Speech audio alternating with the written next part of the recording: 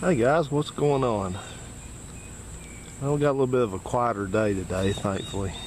I'm here in my scenic backyard and I'm working on a little project today, and so I thought I'd bring you along for the ride on this and show you what I'm doing. What I'm doing is, I've got that Volvo I've been tinkering with for a while out there, kind of working towards the goal of making it my new daily driver. And it's a turbocharged engine in that car, and one of the things that car suffers from, and a lot of turbo engines suffer from, is they get a little bit of blow-by under boost, and it kind of gets oil up into the intake tract more than you want it to, and makes everything grungy and dirty. And occasionally that Volvo actually even smoke a little bit because it's ingesting some oil vapor, I guess. So now that engine does have an oil separator on it from the factory. That's the kind of PCV system they use on those red white Volvos, and I personally don't think it's a very effective system. The way that box is supposed to work is that you have blow-by vapors come out of the block, and it kind of tours through that box, and then it's supposed to condense back, be trapped, and kind of just drain back down in the engine block. And I think, after 175,000 miles, that what was probably a marginally effective system to begin with is absolutely not effective anymore. So that car's got oil residue in the intake and the intercooler pipes. The intercooler, I drained about a half quart of oil out of the intercooler. So the upshot of it is, the moral of the story rather, is that it's just feeding too much. It's got blow by, and so something's going to have to be done to trap some of this oil vapor that's coming through there. So what I decided I would do is something that a lot of people do with turbo cars and trucks. They put a catch can on it. A catch can is basically it's a device that you connect in line with the PCV system. Now on that car, it's got that oil separator which comes up on the side of the block. It's got a little tube that comes up off of that and runs right over into the intake side of the turbo piping, which means between the mass air meter and the turbo itself, so it draws those vapors in. That's never the pressure side of the turbo. That's always going to be the intake side. So that's the way that's designed, for better or for worse. So you put this device, they call it a catch can, in line of that, so that those blow-by vapors come into this device that you're going to put in, and they have to come through it. And the idea is, when they go through there, that they kind of slows down and catches the majority of the oil vapor drops that are in suspension in the air there coming through, and they stay in there, and the air itself goes on out to the intake tract. So that's a quick and easy version of what a catch can does. So you can get a catch can of varying qualities on the internet, from very cheap to very expensive and everything in between. And I'm just impatient. I don't like ordering stuff unless I have to. I have to a lot because I have old cars that there's never any parts around for them anymore for what I need. So I could do that, but I started looking around locally to see if I could find one locally. And I checked the parts stores around here, and that's a joke. Parts stores don't have anything close to that, so nah. So we've got a little rinky-dink hot rod performance parts place, and it's not a judgment on the people that own it. I'm sure they're doing the best they can for the business that they have, but it's out kind of in the middle of nowhere, and I've only been out there a time or two, once for a swap meet, and once to actually buy something, which I found what I wanted the last time. But it's basically just Chevy stuff, a little bit of Ford, and almost no Mopar stuff. Shut up, bird. Even the birds get in on the act out here. So anyway, I thought, well, I'll take a ride out there just on the off chance that they're actually open when they say they're going to be open, because I've been out there once before on Saturday, and even though they're supposed to be open on Saturday, they weren't. So I rode on out there, and lo and behold, they were open. amazing. So that was a good sign. So I got in there and walked around, and short story is they didn't have anything even close. The guy was trying to sell me an accumulator, an oil accumulator, which is not the same thing. That's for the oiling system. That wouldn't work. So they didn't have one. So I made a 60-mile round trip for nothing. So on the way back from that, I thought to myself, well, I've seen some different ways to build one of these things, so that's what I'm going to do. I'm just going to build one out of parts that I can get from places locally. So, brings us to this thing I have in my hand here in front of me. Now, those of you who work with air tools, you'll immediately recognize what this is. Those of you who do not, I'll explain what this is. This is an air filter. This is actually, I think this is a water trap for your air compressor. You put this, I think this thing goes between the compressor and whatever your line, whatever device you're operating with. The idea is to trap any kind of moisture and condensation in there in this, and then you can drain it out. And I think this thing usually mounts up on a wall somewhere, and that's what this is intended for. Well, enterprising people before me have latched on to the idea that this water accumulator, water trap, actually functions fairly well as an oil trap, as a catch can of sorts. And so that's what I'm going to do. I'm going to repurpose this. This is a new one that I bought from Harbor Freight for $14. And I'm going to repurpose this thing and assemble it and use it in that Volvo as a cheapo catch can. So I've got that, and I've got it's not. Oops. Forgot that one's open. Turn that back over. I've got that. I've got some clamps here. I've got 2 fittings. One of them's already in there. I was test fitting that to make sure I had the right size. And then I've got 10 foot of this reinforced clear tubing. So I'm gonna assemble this thing, and I'm gonna put you on my little tripod that tries to turn over a lot of the time, but I'm gonna put you on there and let you hang out here while I'm doing this and give you some narration of what's up. I know you guys are probably have gotten way tired of the trip videos, and I was getting tired of them too from posting them, but I wanted to get those up and out of the way because I've got a lot more of these kind of videos I'm doing now, so I wanted to get those up.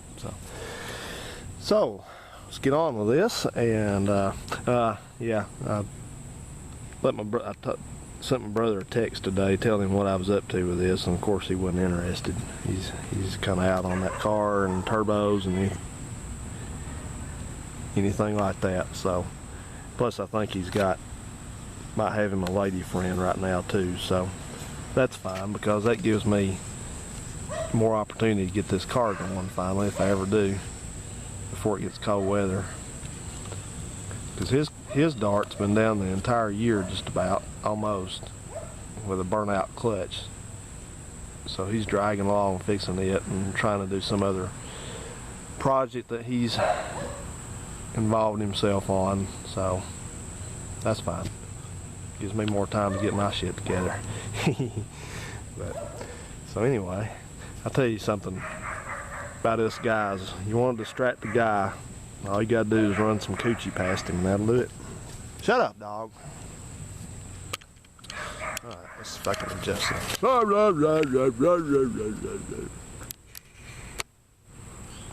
Over there. Shut up.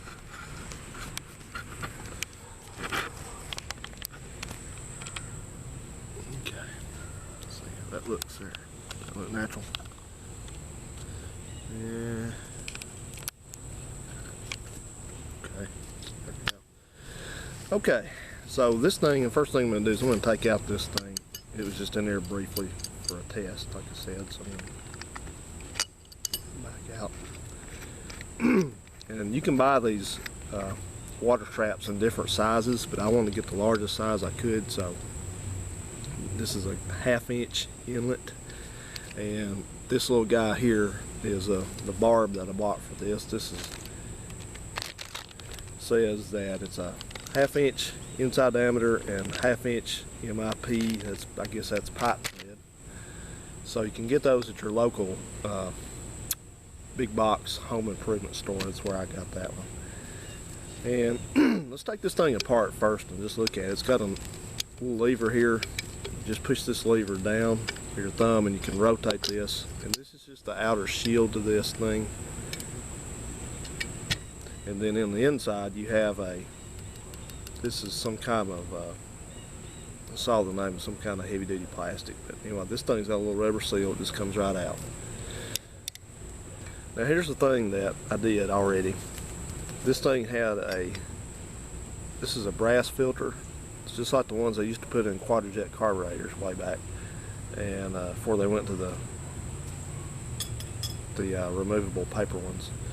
But this thing had that in there, and I took that out because I'm just not confident that it would pass enough air and stuff like that, oil, whatever oil vapors this didn't catch, without clogging it up.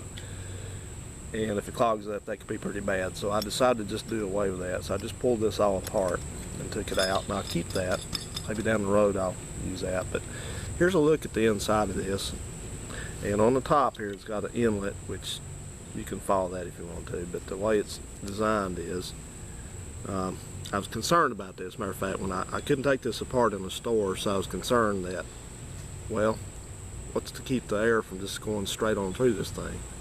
Well, it's a good design, looks like, because if you look inside here, it's got a piece molded. The centerpiece is molded, so the air kind of has to hit this and go around it, and I'm presuming downward.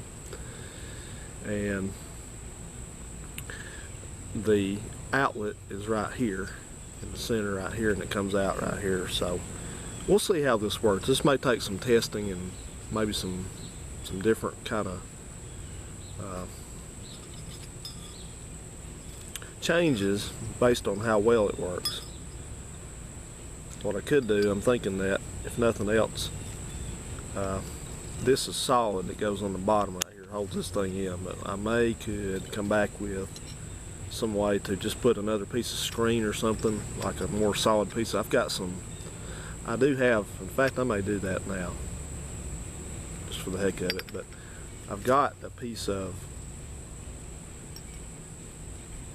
let me think on that. I may not do that now, but I've got a piece of mesh that would work good in there. But the only thing you got to be concerned about is, for sure, is you don't want to have anything in this thing or this thing that would come apart and get in your intake of your engine, because that'd go right in your turbo and mess the turbo up, and if it got through the turbo it could get into the engine. So you don't want like a bunch of nuts and bolts holding crap together. And people were talking about on the internet where I got that, they were talking about putting this different kind of filter medium in this, and I'm not going to do that either, because I don't think that's a good idea. They're talking about steel wool, and there again you got steel, bits of steel that can come apart, and don't anybody say, oh, it's solid again, it won't come apart. You don't know that. I mean, it could. So copper or steel, or especially that green stuff, you know, the green, which makes very good scouring material, but you don't want to put it in your engine. It's the worst thing you can do. So I'm just gonna play it safe, and I'm just gonna put this thing together without anything in it for right now, and we'll see if it traps enough. See if it traps enough oil. If it doesn't, I'll put a standpipe on it of some sort in there, like I said. So there's a little rubber O-ring. And the only thing that's going to be problematic, not really, it could be, I guess, but I'm not going to let it be problematic. But this thing has a drain on the bottom of it. This is it here. And at first I thought, oh great, that's a good idea. Got a drain here in the bottom. Well, it was a good idea until I realized the way this drain is designed is that it's open until you pull on it. Pull on it, it seals it closed. So I'm guessing that the idea behind that is simply that if it's just got a little bit of water in it at a time, it's just going to drain. It's got a way you can connect something right here. So I'm guessing that they intend for you just to drain it off, drip, drip, drip, and that's it. But if you get a lot in there, it'll weigh it down, or anything else, it'll weigh down, close it. But I can't have a PCV leak like that. I mean, this thing has to be sealed up. So I think I'm gonna take this thing out and replace it with a bolt right now, and I'll probably find a tap for it that I can turn off and on. So, but otherwise, this is gonna be putting this thing together. It's nothing real major. What I also discovered on this, put this back together. See this? It's just a slit fit in here, and when I put this outer cover back on here,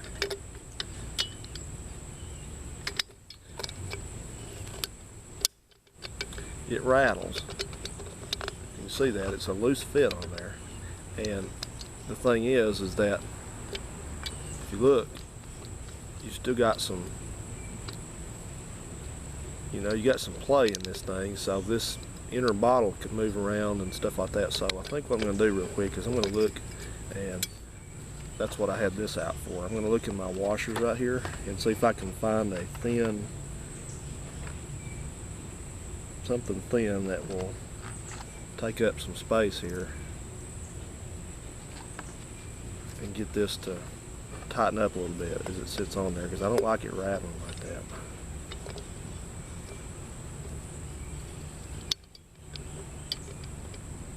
Nope.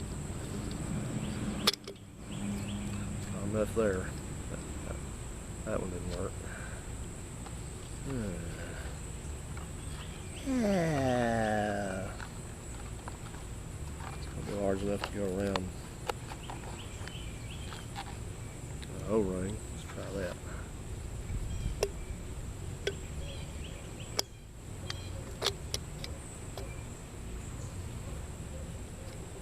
Is this seriously? Make fire.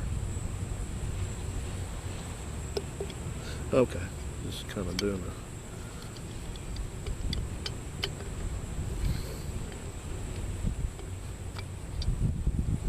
well, not either. Still not liking that. May just be nothing I need to even worry about, but I guess I'm just a worrier.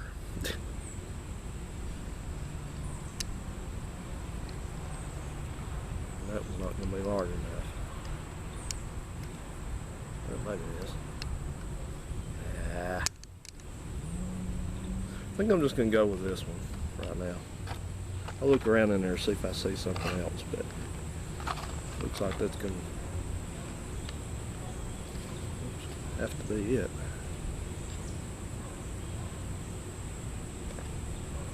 See one more in there possible, but just don't.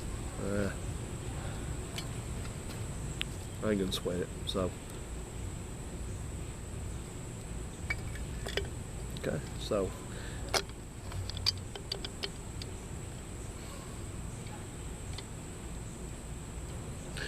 I just don't like that. I just don't like that. I just don't like that. I can't stand anything that rattles like that.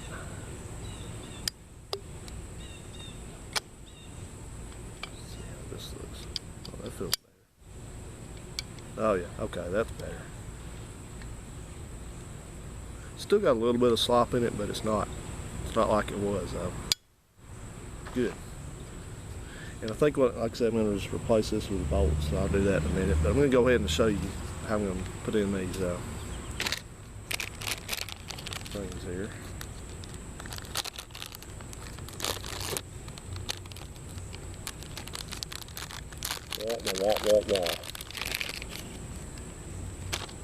And these are pipe threads, so that means that they don't bottom all the way down. Okay, I'm going to put just a couple turns. This is not anything that's going to have a vacuum leak on it necessarily, so it don't have to be, you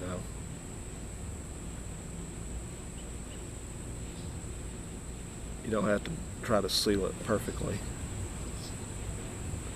So this is my good old gas line pipe sealing tape, which is thicker than the white stuff.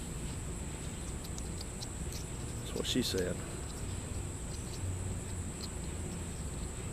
So I just made a turn or so of that. It should be plenty. Make sure you have it going the right direction so that it doesn't strip itself back off again. And start running this in.